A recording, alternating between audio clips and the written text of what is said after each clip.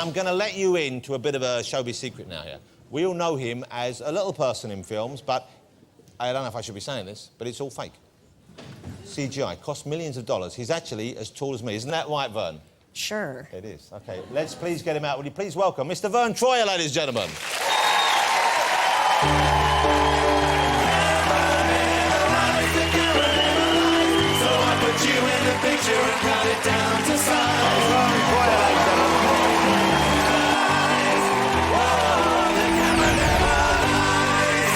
Hey, Verne. Nice to see you here. Back to the CGI. Come on in, sir. Thank you. Come on. That's it. Great to have you here. Thank you for joining us, Verne. No problem. Wow. You know, it's not going to surprise you, but you are the least big person I've had on the show. Wow, that's cool. How many, well, are there many people your size? Because you're, you know... I'm a rare type of dwarf. It's called cartilage hair hypoplasia. And, you know, I don't know if you heard of Billy Barty. He was also in the show business. Yeah. And, you know, I'm the same type as him. So it's, you come out... I mean, you're born kind of proportioned. And, you know, you look pretty much normal, except for being small. Well, but what an incredible career you've had, and I guess, you know, to a large part, it's come to you because of your height. I mean, you know, you would take advantage of what you have. Yeah, I'm sure you would have succeeded either way, but I mean, remarkable. I mean, obviously, the Austin Powers movies we all know and love. But when did you first get into show business? When did that start for you? I moved to Texas. I was like 23, 24, and I got a call about, you know, somebody needing a stunt double for a 9-month-old baby. Somebody that was somebody that was agile enough, and the movie was called Baby's Day Out. I don't know if you've seen it, but I did all the stunts. The baby gets into trouble, you know, in the city, and so. But stunt work is pretty arduous. Did you train for that? Did you have help training for that, or were you already you pretty robust anyway? Growing up, my dad was he didn't treat me any different than my brother and sister, who are average size. My parents are average size. So I had to do everything that they did, and you know, it just physically made me strong and made me confident, and you know, made me like, you know, I don't really look at me being small. But that's a great approach your dad had there, because you know, you can see why some parents they might think, okay, you know, yeah, we want to baby them. Yeah, we'll be careful here. But it's great that you know you treat you exactly the same and toughen you up. My dad kicked my ass. So. How was school for you? Did you have a hard time at school because of your height, or was it pretty okay? I mean, in grade school it was a little bit difficult, but you know, there's an incident where, you know, there was a kid. He was like 2 years younger, and a lot taller than me, and he called me the M-word. And that's the wrong thing to say. So, you know, I didn't even say anything back. I just jumped up and punched him in the nose. Wow. And he started bleeding. That's a pretty good move. And he stopped doing it. Yeah, I bet he did. I bet he did. I guess you had pretty much a kind of average teenage life then. Did you go out with your friends, you'd go out drinking, you'd go out meeting women, you'd go out driving, you did all that kind of stuff? Yeah. Did you... When I was a teenager, I used to drink quite heavily. I'm not overly proud of that, but it's a rite of passage. Oh, shit happens. Yeah. Were you a big drinker when you were... I wasn't a big drinker, you know, every now and then, but, you know, what was great is, you know, I was able to hang out with my friends, and, you know, actually, you know, I was voted homecoming king for our homecoming for the football team. And that's a big deal. We don't really have that over here, but I know it's a big deal. That's like prom queen and homecoming. That's prom the thing. king, yeah. So that was a pretty good experience for you then? Yeah, I mean, I didn't really get treated any different when I was in high school. I mean, I walked to class. I did everything everybody else did. Yeah. And where did you go to school? What part of the country was that in? A really small town. It's called Centerville, Michigan. Centerville, Michigan. That even sounds small. That sounds like something from the 50s to me. There's only like 15,000 people. So it's very, very small. We just got our first Burger King. Wow. Cool. So you must keep it. You must be one of their most famous sons, I guess. Yeah. Do they pay homage to you? Is there a statue of you anywhere? Do they have you on the stamps? What do they do? They gave me a parade, which was small. I guess fitting. But they have a sign on each end of the town of picture of me saying hometown of, you know, Verne Troyer. That's so. insane. Yeah, it's cool. Are your mum and dad still there? Do they still live there? Yeah. Wow, so that's great. And you go back and see them often? Every Thanksgiving. My mom's, you know, Thanksgiving dinner meal is like unbelievable. But it's incredible because you are globally famous now. So, you know, you're a proper movie star. And what's exciting is, and we'll maybe talk about Austin Powers, but you have a new movie coming out, and this is probably... Is it fair to say this is the biggest part you've had in the film? Because you're pretty much one of the major characters in this. Yeah, it was a little bit different, you know, because I'm doing drama, but also being sarcastic like I am. Yeah. And it was a great experience, and I just hope everybody enjoys it when they see it. I've seen it already. I want to see it again because there's a story behind the film which kind of distracts you a little bit. Not that much, but I was looking at it in some way. Because, of course, this is the film, The Imaginarium of Dr. Parnassus, which was the film that Heath Ledger was making when tragically, he died young. Yeah. He was taken from us. And so, of course, they had to reshoot, and this story has been reported.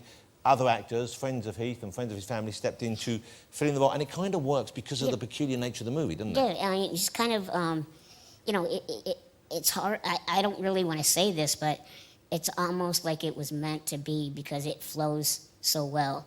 I'd rather have Heath through the whole thing. Of course. But for some reason, it worked. Yeah, and you know, even though I said it's tragic, he's not there, but you have now a film which has Heath Ledger in, which is marvellous, and it's directed by Terry Gilliam brilliantly, and you have Johnny Depp in the film now, as well as Jude Law and Colin Farrell filling in as well, so it's an even better cast than it was before. Amazing. Christopher Plummer, I mean, he's a legend. Yeah, and he is tremendous in it, but it must have been, your heart must have sunk, and everyone must, when on the film, just knowing that someone who I guess you'd got to know pretty well by then was taken from you. Yeah, I mean, it was tough. You know, I'm sure everybody else felt the same way as I did. I just couldn't believe it. And it was hard to go back to work, you know, because you're used to seeing Heath when you're talking and he's not there. Very sad. Very. You have a tattoo, that's in memory of Heath, is that right? Yeah, this is a heart. I don't know if you can see it. He scribbled a heart at the end of his email address, and I got the exact duplicate. It's scribbled, so it's not perfect. Yeah. So I just respect to Heath, honor Heath, and just remember. Well, also, you know, that's obviously a lovely gesture, and also it's lovely that you're in this film together as well. That's a nice thing to leave behind. Great honour. And I think you're just terrific in the film. I really do, and it's so nice to see you given a bit more to do than often you are. You play a character called Percy. Have a look at this, and the film just looks stunning. I mean, let's have a look at the trailer of the movie so you can see the scope of it, because there's some incredible visuals in it. This is a little taste of the Imaginarium of Dr. Parnassus. I'm not sure when that opens. Do you know when that opens? The premiere is October 6th. That opens on October the 16th over here. Okay, the actual opening. Yeah, it's a funny film, and it's some wonderful, as I said, it's a visual imagination. It cannot be equaled. We know you, of course, you mentioned comedy, but we know you best as Mini-Me. Yeah. The world over. I mean, those movies were a hit just about everywhere, weren't they? It's unbelievable, yeah. Would there be another one? Because, you know, the appetite is there for it. People would want to see it if you get it right, and I imagine you would. I would, yeah. There's rumors. Maybe. Well, what does that mean? I think Mike put pen to paper. So he's writing one? That's the rumor.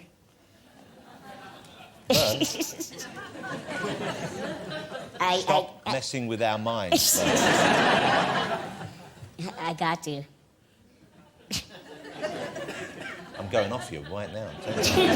5 minutes ago, I wanted to be your friend. Now, I don't care. Meet me outside. Yeah, no. I don't want to get a bloody nose, Verne. I know what you're like. No, I know so where you can't be committed to this. I know where the area is. I don't need it punching the nose. Oh, Jesus. It's a jab.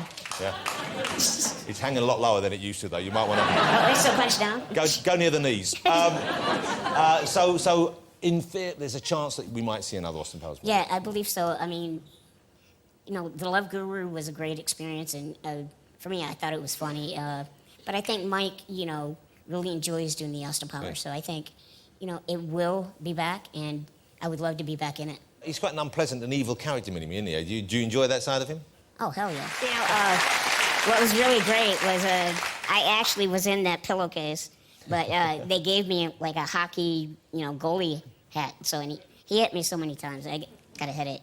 So he was actually whacking the pillow? Oh, yeah, and he hit me with a pan, everything. Is it true, I heard that you've sitting there, you're going to start writing your life story, you're going to put pen to paper? Yeah, we actually started an autobiography. We just got like 3 chapters done, so we're in the beginning process of doing that. And there'll be a lot of stories, and a lot of it will probably involve the Playboy Mansion. Oh, no, how? So you've been to the Playboy Mansion? Oh, I'm a regular. What the what? I go all the time. You go all the time. Hef invites you to the Playboy Mansion. I go there whenever I want. Yeah, you dirty little man. What goes on at the Playboy Mansion? Is it just, is it what we imagine, or is it... Pretty much. What the what? And if you get a chance to go, and if you're in LA... Hang on, what do you mean if? Wait. Someone I know could put a word in for me now, couldn't they? Exactly. What I'm saying is, if you're in LA and there's a party going on, I'll get you in. And can I bring the wife and kids? No. What? Not I'm not going without them. Jesus. Where's the, for those who are, you're single men, of course, for those who are single men, where's the fun place to hang out at the Playboy Mansion? Be called the Grotto. We call it the Grotto. Might I suggest that's the title of your autobiography. We call it the Grotto. That'd be good, nice, thank you. You hang out in the Grotto? Yeah, a lot of things happen there. Well, I only hope their filter system is adequate. But Verne, congrats on getting the invites to the Grotto. Hef seems like a smart guy. I've met him once or twice. He seems like a nice guy. Oh, he's very nice. Okay. As indeed are you. It's lovely to have you here. Thank you for coming on the show. Oh, thank you, Are you going to stay and stick around and watch Shakira with me? Definitely. I would have thought so. Why wouldn't I? Exactly. What sane man would leave now? Exactly. Ladies and gentlemen, will you join me in saying thank you to Mr. Verne Troyer? Thanks, Verne. Thank you.